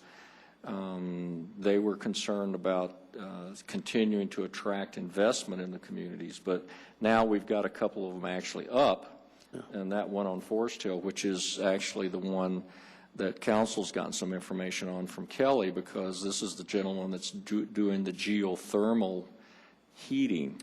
But you know, certainly if you're hearing about it, this is maybe an issue that I don't know if council wants to ask the Planning Commission to go back and take a look at. But certainly in terms of, you know, as far as I know, that particular home meets all the setbacks, meets all the current zoning, but we can certainly have Mr. Thielen there to respond to that. But I think there may be a broader planning issue here if we're going to see more of these. There's quite an issue today in the Denver Post in regard to these I saw mega that article. mansions. Yes, very much the And, same issue. It pretty much takes away a lot of the property rights of the people living next to them, especially if you're losing all your sunlight. You know, it seems to me like it would be a real issue. You know, it's like somebody building a 6-story building right next to you, and you got no sunlight no more. Now, this is an issue that a lot of communities have really struggled with, Jose. You're right. Right. Yeah, John, you were on the Planning Commission when you guys looked at that, didn't you? Yes. And at the council, there was a group of us that went and took a tour. It was hosted by somebody from the Denver Planning Commission, and they had enacted sunlight view sheds that basically defined how much sunlight you could interrupt by building a house next to somebody else to try and address some of those concerns. My guess would be when the Planning Commission starts looking at the individual neighborhood comp plans, that will be one of the very hot topics of do you encourage pop-tops and scrape-offs? Do you regulate them? To what extent do you do that? In addition to whatever else needs to be discussed about neighborhood plans. But that issue's come up before. When Richardson Homes did that subdivision just south of Ridge and west of Prince, those houses, I got calls from the houses to the south of that because you had these great big 2-story houses with walkout basements that were 25 feet away from the rear lot line, next to houses that had nothing there. So it is an issue. Anything else? No, that's it. Deb? I just have one comment. I wanted to give huge congratulations to the South Platte Park Foundation. Jim, did I say that right? That's right. They opened Big Dry Creek, and a project 10 years It's South Suburban Park Foundation. South Suburban, what did I say? South Platte. South Suburban Park Foundation. A project 10 years in the making, and they opened it up last Sunday. They had the ribbon cutting, and it is absolutely gorgeous, and they had great showing, had a little walk and a run, and they had a band, and it was an awful lot of people putting an awful lot of work in it for an awful long time, so that the connectivity between the trails is definitely increased and improved. So Jim sits on that board, and huge kudos to that entire board, and also to the Littleton for the money they contributed to that. It was substantial too. So that's it. John? Nothing. Tom? Nothing tonight. Jim? Yes, I do. I was going to bring up about the ribbon cutting because of the Big Dry Creek Trail, because the skies cleared and the sun shone, and Yeah. it was really a good attendance at that event. But how many of you on council get a copy of the Nation Cities Weekly? Does everybody get it? This came up as a discussion last week. I was at the Program Planning Committee for the Congress of Cities meeting is going to be occurring in San Antonio in November. And we had lots of discussion about statistics and how we notify people. And it seems that not all cities get this. That sometimes it goes to a city manager or a city clerk, and they have no idea how then it gets distributed. So it was trying to figure out how the best way is to communicate with elected boards and commissions. The conference theme coming up in November is I believe we settled on moving communities forward. And we always end up with 5 or 6 issue topics that we will present as part of the program. These topics we settled on this time were public safety, economic development, public finance, infrastructure, sustainability, particularly green perspective, and immigration. We also set up workshop tracks. These tracks are 3 or 4 workshops, usually fairly consecutive, so people who are interested in a specific topic then can follow the various speakers speaking about this topic. And we chose the following tracks to go forward: building physically and economically fit cities, providing safe and resilient communities, emerging issues and trends, governing democratically and building civic capacity, growing green cities, and helping children, youth, and families thrive, and strengthening local infrastructure. Also part of the Congress of Cities is always mobile workshops. These are usually occurring prior to the actual beginning or the first day of events of the Congress. San Antonio is expanding its River Walk project, both to the south and to the north of the what you think of now as Riverwalk in San Antonio. That will be opened up by the time the Congress gets there in November. They are working with a homeless services. They've got a 22-acre campus that they are creating to train homeless people in how to become self-sufficient, and that will be another mobile workshop. There was a farm in the community, the last name was Volker. They've now becomes a park and connects with a trail running along a creek that goes through it. It's pristine development, pristine country. It has been owned by this family since the very, very early 1800s and has had very little development done, so that's going to be another tour. They have a major recycling plant in San Antonio that actually makes a profit. And there is a great deal of information they'll share about that. They have a brand new emergency preparedness, an OEC center that they will tour. And they're going to do a tour this time that's not ever happened before. They're going to do them on segways. And it's going to be in the downtown area on segways. In addition to doing tours for delegates, they do tours for spouses or other friends that are along. One of those tours is going to be about the San Antonio missions. If you're familiar at all with the missions in Texas and California and Arizona and New Mexico, they were all put about a day's ride away. But in this case, they moved a bunch of missions into San Antonio and its environs, and so they've got 5 or 6 missions in the close vicinity and proximity to each other, and it'll be a tour of that. They're going to a historic town outside of San Antonio that's was established in the early 1800s, and it's going to allow some antique shopping, among other things, in this city. There'll be a day-long tour of the hill country west of San Antonio, going primarily to Fredericksburg, and Fredericksburg is a home of the Nimitz Museum, which is Admiral Nimitz was a very famous admiral out of World War II, and his museum is located in Fredericksburg. And then for the ladies who like to shop, they're going to the San Marcos Outlet Mall. The closing reception is going to be about the cultures of Texas and its makeup of San Antonio, because it has a long, varied history about who controlled it at what periods of time.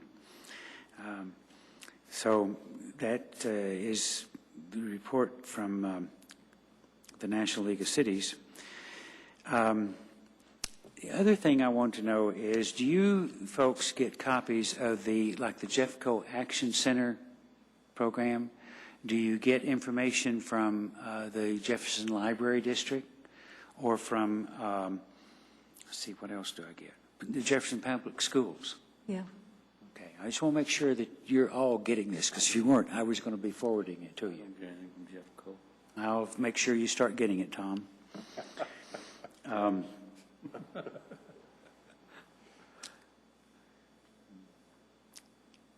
I think that's all I have. You have a Dr. Cog report? I do have a Dr. Cog report. Why don't you go ahead and do that? Okay. The National Association of Regional Councils is coming May 31st to June 3rd. I signed up for only one-day session of that on the aging, because I'm serving on the area aging committee for the region. And it'll be a day-long session dealing with aging functions and those kinds of problems. This study sessions have been determined to be part of the Metro Vision Issues Committee. It's open to everyone. The public's invited to come sit in on to, but we're trying to get board members more involved in what's going on so we can have more in-depth discussions. The first one will be tomorrow night, which I have the privilege of being the chair. We'll see how this is going to go over. Tomorrow will be our first study session. But one of the topics we were talking about is urban growth boundaries in areas. And so I think it'll be some very heated discussions going on about that. There is a leadership workshop on sustainability coming up the first part of June, I think. I forgot to write down the dates, but public officials, elected officials are invited. It's in conjunction with ULI. The public officials' registration fees are $169. ULI is $299. If you're not a member of either one, it's $369. So fees for any of these workshops are getting to be expensive. And do you get Dr. Cog board updates? Yep. Make sure you get those too. I think that's my Dr. Cog report. We memorized the updates. Peggy? I have several things, some short, some long. First, I have 3 thank yous. One to the tree committee for helping with the tree sale in the snow and rain, all that mess on April 18th. They went right ahead with that, was super. I want to thank the City Sustainability Committee for its conservation efforts. They're doing a super job. I want to thank everybody who planted trees along the Mary Carter Greenway on Arbor Day between Bowles and Bellevue. That was super. The poor folks who were planning to help prepare the museum grounds, though, even though it was the clear weather on the, almost 2 weeks ago, week and a half ago, those folks couldn't work because it was too muddy. So they're going to get to work next Monday, but they're right ready with all their tools. Fourth, now to the more serious stuff. I confirm with the city manager and the city attorney that the evaluation of the mineral building that was conducted by Jim Thielen and his team and Dave Stacy in late March is a public record. But because it was never specifically an agenda item for council to discuss, it wasn't in any council packets that the citizens got. But if anyone is interested in an electronic copy, they're free to contact me or the city manager if they want a copy. I think it's about a 5-page letter on the what they observed there. Then I have a request to add Larry Borger's suggestion for the city to provide front-end financing for residential solar power systems to a study session in the near future. We received a long memo from him in March, and we haven't considered it, and I'd like us to consider something along those lines at a study session. I assume the rest of council has to decide if they want to do that. Well, I'd like to broaden that, and that is the governor's office has a number of programs for weatherization and insulation enhancement and things like that. You want to have Phil comment real quickly, or at least come down and hear Sure. you? But at least part of those require matches from the city to establish a fund. Phil, come to the mic so we can pick you up on the... Oh, he's doing a good job. We just met yesterday for an hour and a half, an hour and 45 minutes with the governor's office and Johnson Controls, and part of that discussion with them was to talk about talk about working with Johnson Controls, but that's not stimulus money.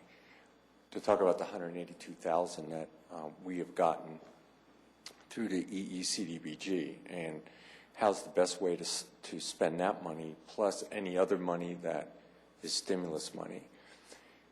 And so you kind of get a vision of how we're looking at this. There's energy efficiency money, there's money for water conservation, and there's money for auto or vehicles. With the study with Johnson Controls, we're going to get a baseline on energy efficiency for all our buildings. Part of that package, and Kelly's part of the meeting yesterday, what we want to determine is first on the $182,000, how much of that do we want to spend on projects that the city is doing, but how much do we want to help commercial builders, help educate our team at DRC about energy efficiency. I mean, you can go at everything from leads at the top end to just understanding there is money available out there for residential and for commercial. And so we want to look at that whole package. So I think a study session on that would be beneficial to us. But I think the timing of all that will be June 15th is when we're submitting a plan for the $182,000. It's not a detailed plan. I'm probably giving you more information than what you need to know. But it's not a detailed plan. It's just a concept that how do you want to break up that money? And what I just told you is what we're kind of thinking of. So we are leaving a portion to help residential people assess what kind of things can they do in their homes, commercial people, what can they do, in educating even some of our builders. So, well, Mayor, now, as I recall, Mr.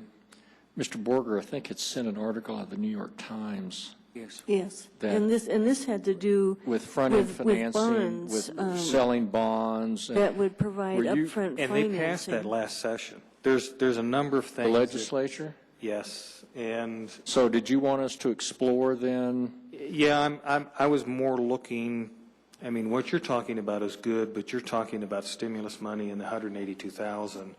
And larger pots of money, too. And larger pots of money. What I think Larry was referring to is something the state's already done last session.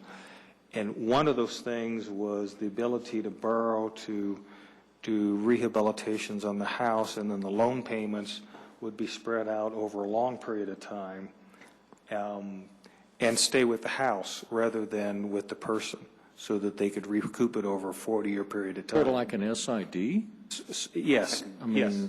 Or an industrial bonds. Yeah, like it's, that. it's, Well, except- it's structured somewhat like that, but it's made specifically for residential. The governor's office also has a program, or did last year, I suspect they still do, where they have a program, the one I remember specifically was for insulation, and I got a information request about this, where the city puts up money, the state puts up money, that then goes into a combined pot that reimburses people for insulating and possibly weatherizing their house. And so part of the decision the city has to make is how much of their money do they want to put into this thing, and then there's a deadline for applying for that.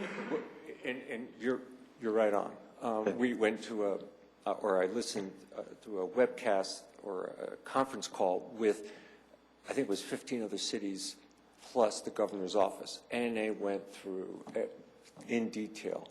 And I got to tell you, it's a little bit mind-boggling, but it's doable, because what you just said, the city's money, well, that city money could be part of that stimulus package money where we can put up.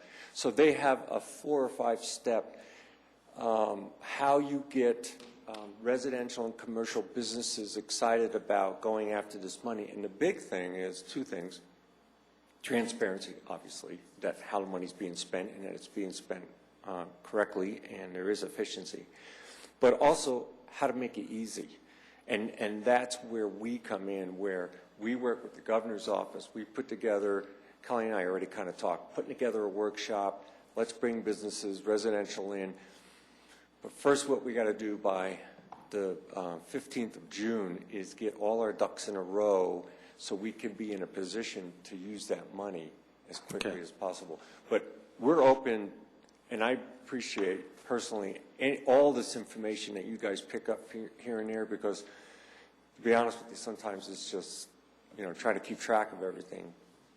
Well, part of what I think Larry's point was that using stimulus money to invest now to upgrade the housing would be a good idea.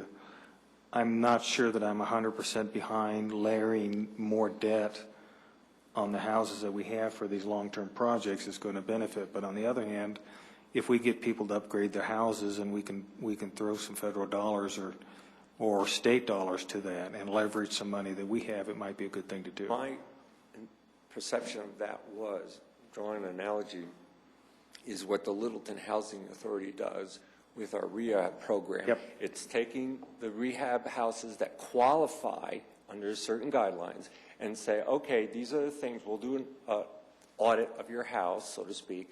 You need a new boiler, you need new windows, blah, blah, blah. And then they can either qualify for a 0% loan, a 3% loan, and that is, in my mind, is the concept that what you're talking about with bonds. It's that concept of getting people lined up, see what they qualify, and see what's available. Yeah, and maybe they are the right vehicle to be running. Well, I was just going to say, given that, I mean, part of my concern here going down this road is who's going to administer all of this. Yes. And we've got a finance team that's already stretched pretty thin. So it may be when we've got somebody like the Housing Authority that already has the expertise in place, maybe a contract arrangement or something. I mean, maybe they are to be a partner with us. And Well, if we're going to go down my this main road. concern was not missing the deadline this year for being part of those programs if we chose to be part of the programs. And I knew that there was at least some cost that would be part of it. So the council would have to look at, do they want to do that cost? What are the programs? And then the issues that you have is who administers it, which is another part of the cost. Right, staff time. Yeah. Things are just moving so fast, that Dan brought to me, because I sent out an email, give me your ideas. And he's already got some money set aside through HUD, and through that process. But he had the same concept you had. Is there some money for the rehab program that he's doing? So with the governor's office and Johnson Controls, I gave them Dan's number. I want them to hook up, because they are an outside agency. And if we spend our money and give it to them, it's a little bit more complicated because it's our money and we're giving it to another agency. But there may be other monies. So be patient. And if you do hear especially of deadlines, because I found the other day that deadlines sometimes are being switched. Like, for instance, with this EED CDBG money, technically June 25th is the deadline. But they're saying the sooner you get it in, the faster you'll get your money. And so if you hear of deadlines, shoot me an email so it reminds me of what I got to. I gave Jim a copy tonight of something that you might need to. It's been a while since I read that, but that might help you. I appreciate all your comments on this because I need all the help I can. So we should schedule the study session on the 16th. Yeah. Let me do a little bit more homework to figure out what's a good time to bring you all up to speed of where we're going with this money and what we're doing. Okay. Okay. Sorry to be so weird. Next, when we need to schedule an evaluation for our city attorney, who's coming up on her anniversary here. Oh, yes.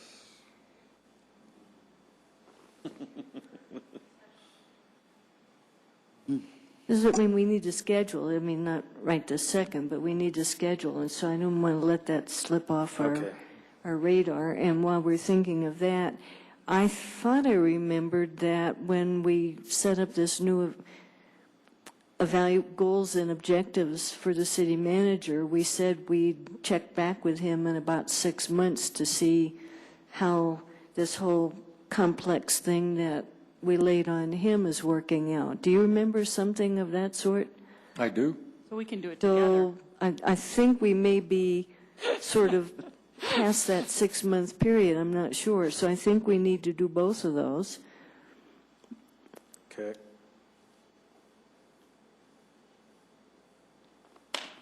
And then the last thing, we have an item that Mr. Atwood sent to us and mentioned in his unscheduled appearance tonight, and I'm wondering how we want to address that.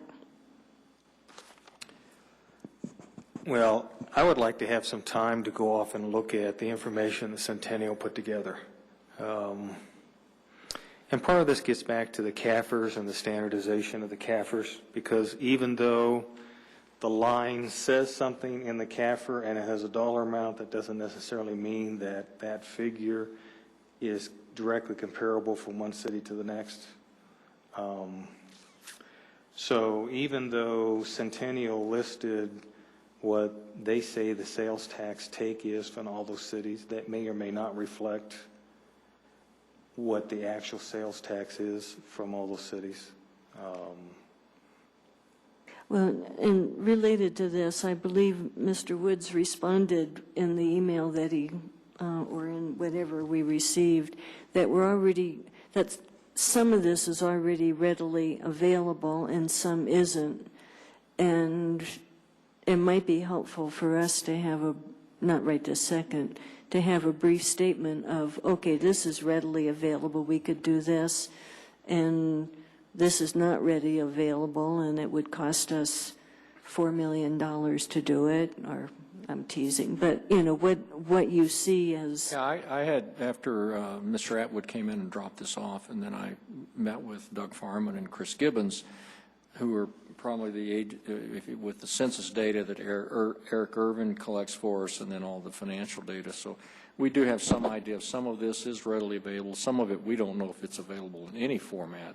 I don't know if you had a chance to look at his statistical abstract that with it titled at the top is possible non-vested city residents, and he was asking for data on facilities and properties affected by federal mandates, flipping homes for profit, some things like that. So some of it is hard data that we felt was pretty readily available. Some of it we really don't know if it's available from any source. And then you kind of have the accuracy issue that Doug is raising, that sometimes because of ways things get put in the CAFRs, you know, you kind of have to do sometimes some interpretation. So, but I can certainly put together something just on our critique of things that we said, yeah, this is fairly readily available. Some of it we're saying we don't know if it's available anywhere, and then give you kind of our take on it, and then you can decide some of the other issues that, like Doug is bringing up. Yeah, and I'm not sure that, I mean, he listed flipping as a downside. I'm not sure that flipping property is a downside, because if you get somebody that comes in and rehabilitates the property and then puts it back on the market, that may be a good thing rather than a bad thing. Yeah, I mean, so we just looked at it from a strictly quantitative, did we even know that there was a data source?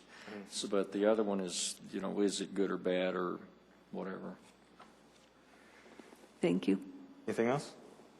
Okay. We had a management letter from last year's audit that came out, and the audit committee met, and I'm not sure that we ever completed going through all the items in the management letter. I'm not sure that we didn't. So maybe you want to look at that, and then maybe the audit committee needs to get back together and look at some of the items on the management letter, see if there's items that still need to be done that we still want to get done. Second thing is the police building. I believe the decision that was done in January was that we would look at the Mineral Avenue building, and when that was concluded, we would go back to option whatever the number was, which is on the east side that had some modification to it. So I'm assuming that the direction from the council still remains as it was in January, that the staff should be working on option whatever the number is, which is on the east side.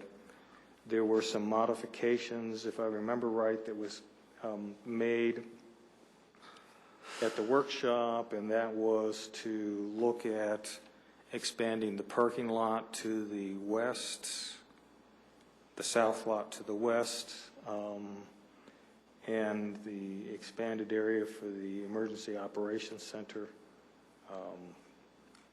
As part of the addition. As part of the addition. So I guess in generalized terms, the direction from the council, unless you all want to change your mind, is head off in that direction, please. I do have a question about this chunk that will get built. Are we thinking it's in the best location here? Or might we take that same chunk and put it on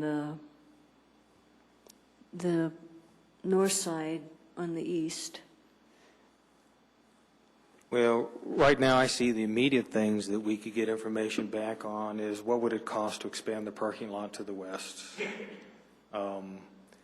That option consumes some parking places to the east, and we looked at an elevated version and a ground level version, and I believe what was picked was the ground level version. However, if the building new parking places to recoup the ones that are being consumed by this exceed the cost of elevating it, then the council probably ought to know that before we get very far down the path. And then you have an issue of where to locate it. I think we probably ought to do the parking first, if you can bring us back some information on that. Okay. I'll probably put together, just so that we're all reading and hearing the same thing, maybe a proposed scope of work. Because, you know, if I recall, we had, what we showed you was option one, and there was a variation of the covered parking. But I think Scott had about 14,000 square feet. And then we talked about adding the EOC, right? And going to around 16,000. I see heads shaking. Okay, so, and then we said, well, we could do that, and then what about expanding the parking to the west as part of compensating for the 25 lost spaces to the east? Am I remembering this right? Okay. So what we would need then is to incorporate, it would be a somewhat larger square footage building going to the east with the additional parking going to the west. Yeah, why don't you bring us back a rough scope of work within approximate And let me schedules. also, what I'd also like, and then a specific sequence, because I think at this point in time, I would need some budget authorization, because if you remember at the January workshop, Scott said, he was kind of at the end of his comfort level. Beyond that, we probably needed to retain some architectural services and actually start to put together schematic plans. As you remember, your cost estimate reliability goes up the more specific those plans get. So I'd probably come back or send something out to you and say, here's what the next steps would be: retain an architect and engineering firms. Here's a potential budget, scope of work. Yes. How are we going to pay for this? Well, that's one of the things I'll be asking you. Well, the water fund wasn't moved, so there's not money to. I know that I'll either have to go to contingency, or I'll put together some cost estimates for you in terms of what these scope of services, and then identify either contingency funds or some other source of funds. Still keeping within the $6 million budget? Well, that's, I'll put that in as an assumption. Good point. We'll say here are the assumptions, because if you authorize us to go ahead and retain architectural services, I think to say the max budget is $6 million is really an important assumption, Tom, so I appreciate you bringing that up. So we'll put all that together in kind of a scope of work. Okay. We'll move ahead and do that? Okay. Yeah. All right. All righty. Any other business to come in front of us? We are adjourned.